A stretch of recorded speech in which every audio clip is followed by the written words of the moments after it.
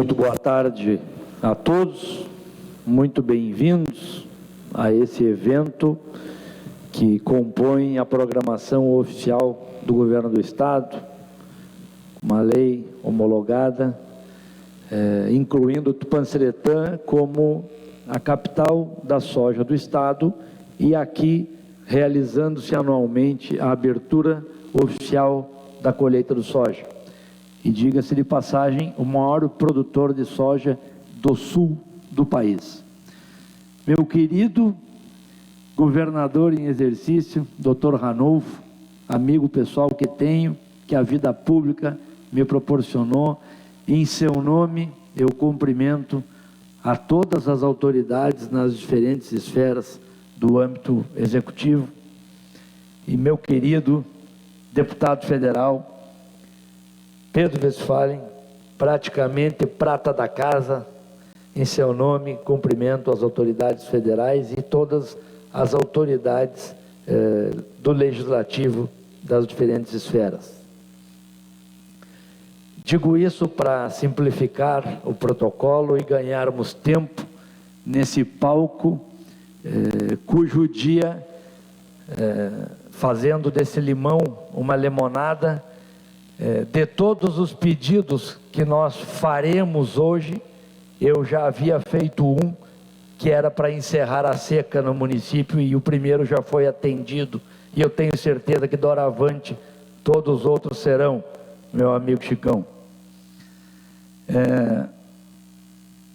Pensando nos pronunciamentos do dia de hoje, nas inúmeras autoridades aqui presentes, e se faz necessário falarmos sobre política e sobre, obviamente, a atualidade. Mas, para tratarmos da atualidade, é importante que se tenha memória, e para termos memória e que ela seja longa, é importante que tenhamos conhecimento da história.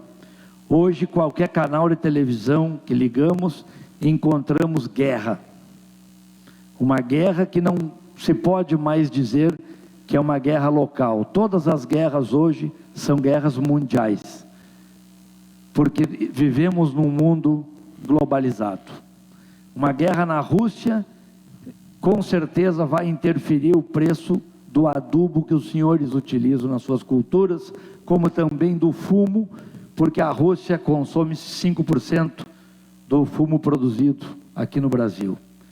Então, 85% do nosso fumo é exportado, desses quais 5% é consumido pela Rússia, o nosso adubo é produzido pela Rússia, e nós vemos hoje um prevalecimento, uma inconsequência de líderes mundiais dizimando a espécie humana. Nós temos na história relatos de várias literaturas que dizem o comunismo matou 94 milhões de pessoas, outro comunismo matou 110 milhões de pessoas, outros falam em 200 milhões de pessoas.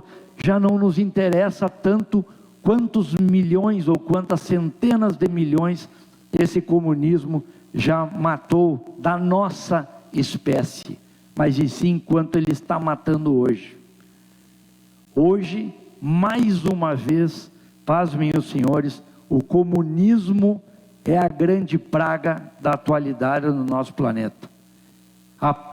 Nos últimos anos, vivemos uma praga de um vírus comunista, e hoje a arrogância, a negligência, a prepotência de um líder comunista querendo reformar a antiga União Soviética, impondo pela força, ora pela Ucrânia, possivelmente em declarações ditas ontem pelo presidente da Moldávia e pelo presidente da Geórgia, eles possivelmente serão os próximos países a serem invadidos, tendo o comunismo mais uma vez imposto de cima para baixo, de maneira bélica, matando milhões de pessoas mundo afora.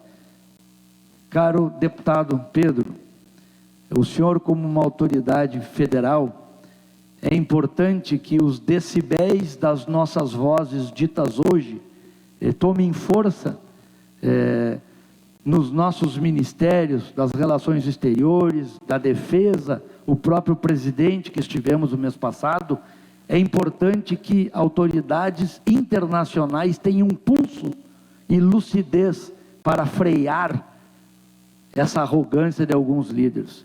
E nós, brasileiros, ainda temos a opção de evitarmos o comunismo pelas urnas. Porque se bobearmos, é possível que dentro em breve nós não teremos mais urnas.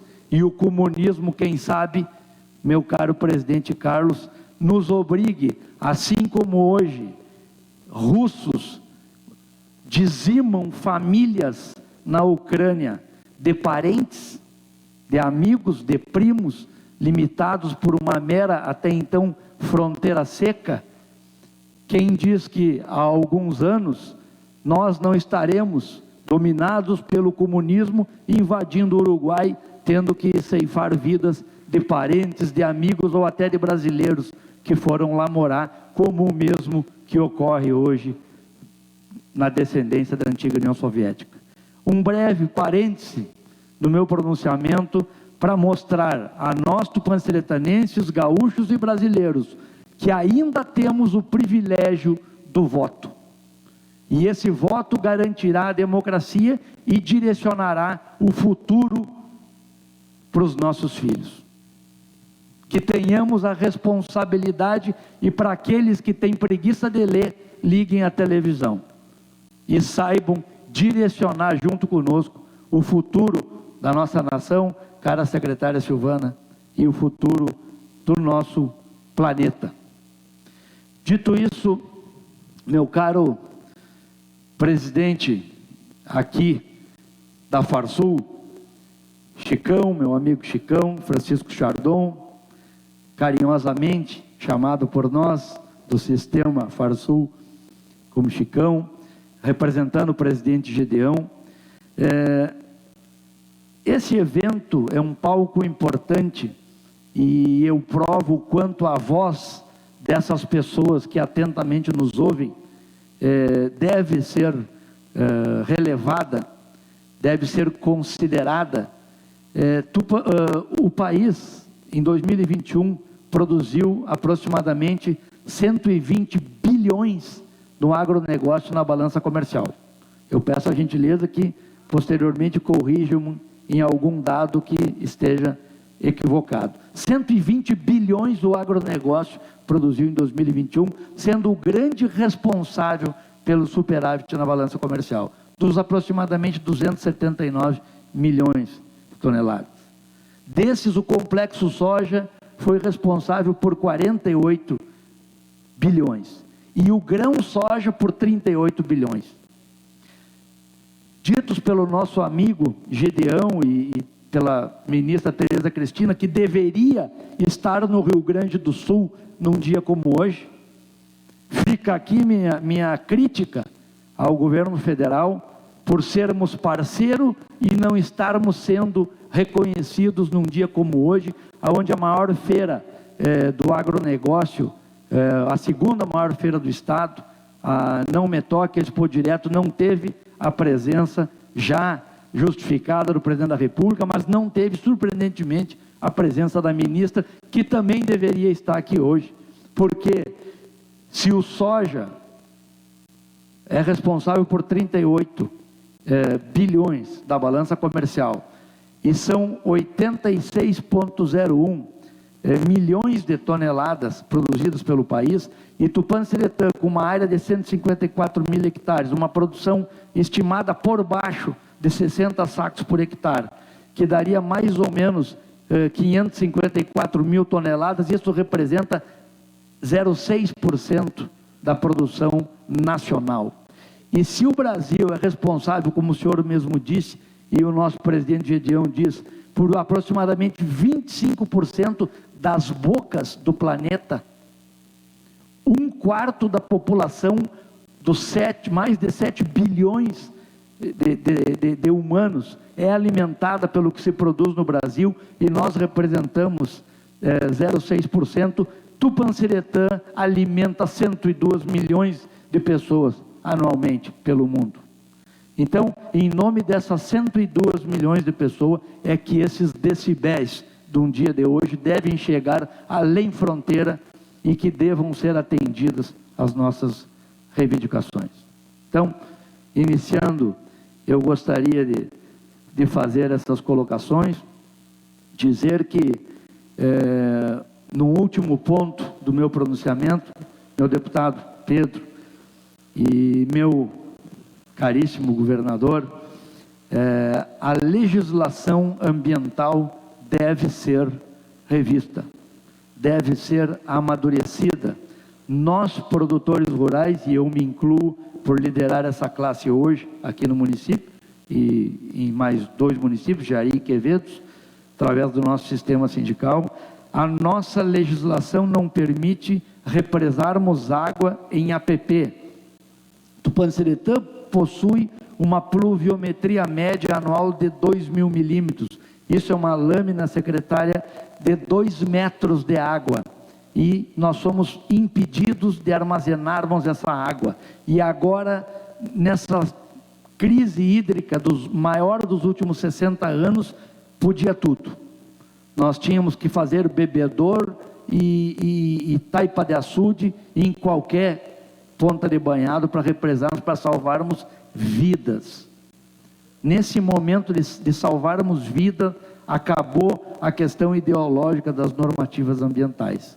Se trata de vidas humanas, vidas de animais, bacia leiteira sendo extinta, porque as vacas, que o leite, 87% do litro de leite é água, as vacas precisam fundamentalmente de água para a produção. Então, não adianta, nesse momento, as leis não serem atendidas e serem abonadas. Nós precisamos mudar leis, porque o produtor rural cumpre leis. O produtor rural é um seguidor das leis, é um homem correto do local. Aqui inicia uma rodovia RS 392, que foi desarquivada por esse governo.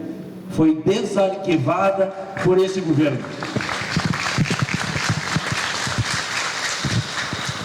Essa obra é pleiteada há 60 anos aproximadamente, e quem teve coragem e destinou recursos para a conclusão da obra, e fica aqui dito que até o final do ano que vem essa obra deverá ser concluída, porque será entregue ao próximo governo com o orçamento previsto de Tupã-Santa Tecla. São 45 quilômetros. Então, isso é preciso determinação, coragem e comprometimento, e jamais a nossa região, prefeito Bernardo, que aqui está, a nossa região, prefeito, jamais teve um reconhecimento da sua grandeza diante de algum governo estadual, senão esse, e fica aqui o registro, fica aqui meu testemunho. Em breve o nosso governador fará seu pronunciamento e terá novidades sobre o asfaltamento que liga Tupanciretã e Júlia Castilhos, e sobre outras novidades que ele tem, e eu vou deixar esse privilégio para a sua pessoa. Minha caríssima secretária Silvana Covatti também aqui está para atender a nossa demanda e prestar as devidas informações, e eu, por vários pontos, e um deles, o nosso quadro do frigorífico, aonde 450 famílias aproximadamente residem no quadro do frigorífico. Nós temos lá uma... Várias outras informações, fica a nossa secretária para trazer essas novidades. Então, meus amigos, encerro o meu pronunciamento. Gostaria de ter sido mais sucinto, mas o momento não permite. Dizer que